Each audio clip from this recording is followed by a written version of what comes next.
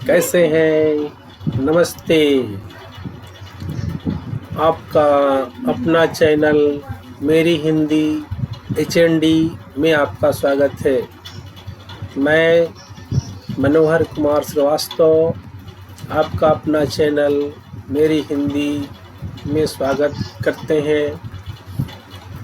आइए आज सीखते हैं व्याकरण का एक अहम हिस्सा। परीक्षाओं के दृष्टिकोण से बहुत महत्वपूर्ण यह प्रश्न है, कर्ता के ने चिन्ह का प्रयोग कैसे करते हैं, कहाँ कहाँ होता है। प्रश्न पूछा जाता है, कर्ता के ने चिन्ह का प्रयोग कहाँ कहाँ होता है, कर्ता के ने चिन्ह का प्रयोग किन किन परिस्थितियों में होता है। दोनों प्रश्न बहुत ही महत्वपूर्ण है। चूँकि पूछने के तरीके अलग अलग हैं, उत्तर इनका एक ही है।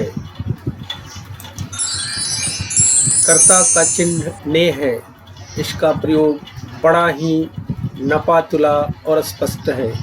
हिंदी और उर्दू दोनों भाषाओं में ने का प्रयोग होता है।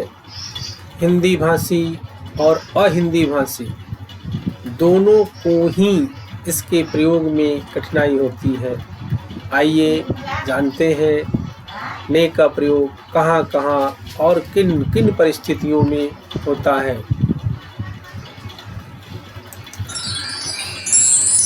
नंबर 1, कर्ता के साथ ने का प्रयोग तभी होता है जब क्रिया सकर्मक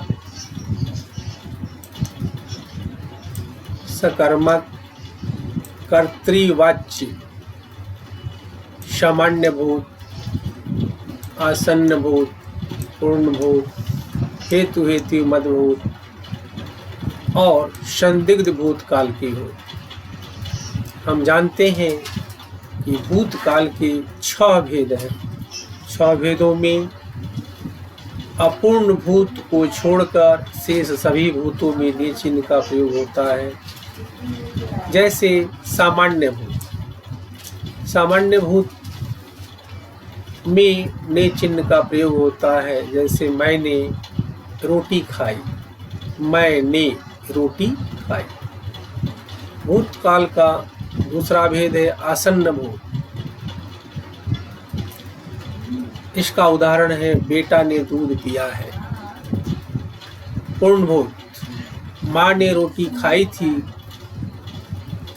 संदिग्ध भूत, राम ने रोटी खाई होगी। हेतु मदभूत का उदाहरण परीक्षार्थी ने पुस्तक पढ़ी होती तो परीक्षा में फेल नहीं होता। यहाँ आपको मैं बता दूं कि भूतकाल के सभी भेदों को आप समझना चाहते हैं तो मेरे अगले वीडियो को अवश्य देखें। मेरे अगले वीडियो में वर्तमान काल, भूतकाल, सभी कालों का विस्तार से वर्णन किया गया है। दूसरा शर्त है जब संयुक्त क्रिया के दोनों खंड सकर्मक हो और भूतकाल के सभी भागों में हो, सिर्फ अपूर्ण भूत को छोड़कर, सिर्फ अपूर्ण भूतकाल को छोड़कर। जैसे आपने बात कह दी है, यहाँ ध्यान देना है। संयुक्त क्रिया दोनों खंड, यहाँ दोनों खंड का अर्थ है संयुक्त क्रिया यहाँ है कह दी, कहना और देना दो क्रियाएं हैं। कहना और देना दो क्रियाएं हैं। ये सकर्मक हैं, चूँकि इनके साथ बात यहाँ कर्म लगा हुआ है। दूसरा उदाहरण है राम ने रोट खा लिया है। राम ने खा लिया है। कहने का तात्पर्य यहाँ भी दो क्रियाएं हैं, खाना और लेना। यहाँ जो कर्म है वह हिडन है, छुपा हुआ है। प्रश्न है कि राम ने खा लिया है।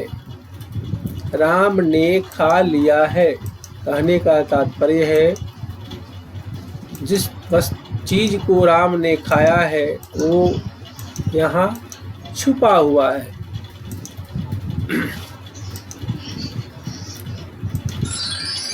तीसरा शर्त है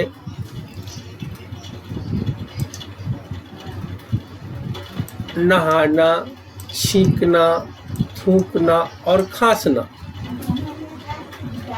ये चार क्रियाएं अकर्मक हैं, लेकिन अपवाद में इनके साथ ने का प्रयोग होता है। जैसे उसने नहाया, आपने थूका, तुमने छींका, रीता ने खांसा। उसने नहाया, आपने थूका, तुमने छींका, रीता ने खांसा। ये सभी नहाना, छींकना, थूकना, खांसना अकर्मक क्रियाएं हैं, लेकिन इनके साथ अपवाद स्वरूप ने चिन्ह का प्रयोग हुआ है। आप क्रिया संबंधी विशेष जानकारी के लिए मेरे अगले वीडियो को देखें। चौथी शर्त है जब अकर्मक क्रिया जब अकर्मक क्रिया सकर्मक बन जाती है। अकर्मक क्रिया सकर्मक बन जाती है तब ने का प्रयोग होता है। जैसे आपने चाल चली, तुमने लड़ाई लड़ी। चाल अकर्मक है, लड़ाई अकर्मक है, लेकिन यहाँ ये क्रिया सकर्मक बन गई है, इसलिए इनके साथ ने का प्रयोग हुआ है। आप अकर्मक और सकर्मक क्रिया को विस्तार से समझने के लिए क्रिया संबंधी जो प्रयोग है उनका वीडियो अगले पार्ट में देखें। ने चिन्ह के प्रयोग का अंतिम शर्त पांचवा है कि अपूर्ण भूतों को छोड़ शेष सभी भूतों में प्रेरणार्थक क्रिया के साथ ने का प्रयोग होता है। प्रेरणार्थक यानी जब मेरी प्रेरणा से कोई कार्य होता है वहाँ ने चिन्ह का प्रयोग होता है। उसका उदाहरण है आपने 10 रुपए दिलवाए। ध्यान दें, आपने 10 रुपए दिलवाए। दिलवाया, आपने 10 रुपया दिलवाया। आपने दिया नहीं, लेकिन आपके कहने से किसी और ने 10 रुपया दिया। यह प्रेरणार्थक क्रिया है। दूसरा एक उदाहरण है राम ने काम करवाया। राम ने काम स्वयं नहीं किया। राम ने काम को स्वयं नहीं किया, उसने करवाया, इसलिए यहाँ प्रेरणार्थक क्रिया है। क्रिया को विस्तार से समझने के लिए आप अगली वीडियो को देखें। आपने कर्ता के ने चिन्ह का प्रयोग हुआ सीखा। वीडियो देखने के लिए धन्यवाद। अगर वीडियो अच्छी लगे तो आप चैनल को सब्सक्राइब करें और हिंदी व्याकरण की जानकारी इसी तरह प्राप्त करने के लिए मेरा अगला वीडियो ज़रूर देखें। धन्यवाद।